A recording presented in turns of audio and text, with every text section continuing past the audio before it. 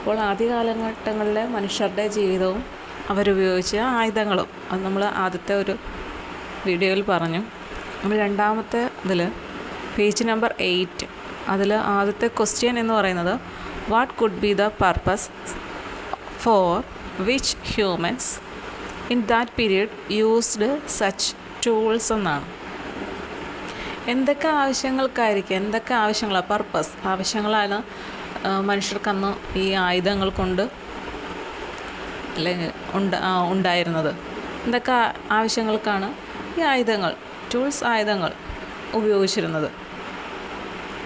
തീർച്ചയായിട്ടും നമുക്കറിയാം ഈ ആയുധങ്ങൾ അവർക്ക് ഭക്ഷണം തിരഞ്ഞെടുക്കാനെന്ന് പറയുമ്പോൾ കാടുകളിൽ അലഞ്ഞ് തിരിഞ്ഞ് നടക്കുകയാണ്.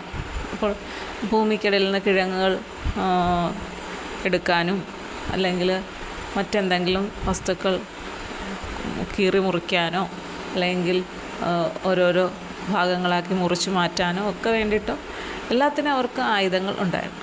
നമുക്ക് വന്നിരിക്കുന്ന ക്വസ്റ്റ്യൻ വെച്ചിട്ട് നമ്മൾ കൊടുക്കേണ്ട ആൻസർ എന്താണ്? ആദ്യം തന്നെ നമുക്കറിയാം, ആദ്യം അവർ ഉപയോഗിക്കുന്നത് സ്വയരക്ഷയാണല്ലോ. എല്ലാവരും ആദ്യം സ്വന്തം രക്ഷ എന്നുള്ളതാണ് ആദ്യം നോക്കുന്നത്.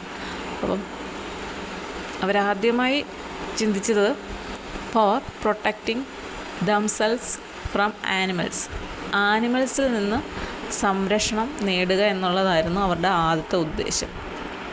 രണ്ടാമത്തത് ഫോർ ഹണ്ടിങ്, വേട്ടയാടുന്നതിന് വേണ്ടിയിട്ട്. മൂന്നാമത്തത് ഫുഡ് ഗ്യാതറിങ്, അതായത് ആഹാരം അന്വേഷിച്ച് കണ്ടെത്തുന്നതിനും മറ്റും.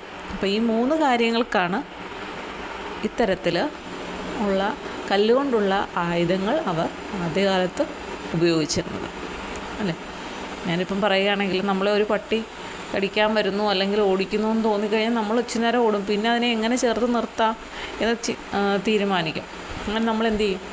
ആലോചിച്ച് നോക്കും, കല്ലെടുത്തെറിയും അല്ലേ. ആദ്യം ഈ കല്ല് എന്നുള്ളത് ആദ്യത്തെ ആയുധമാണ് എല്ലാ മേഖലകളിലും എന്ന് പറയും അല്ലേ. അപ്പോൾ എവിടെയും നമുക്കൊരു ആയുധം പെട്ടെന്ന് കിട്ടുന്നത്, സുലഭമായി കിട്ടുന്നതും കല്ലാണ്.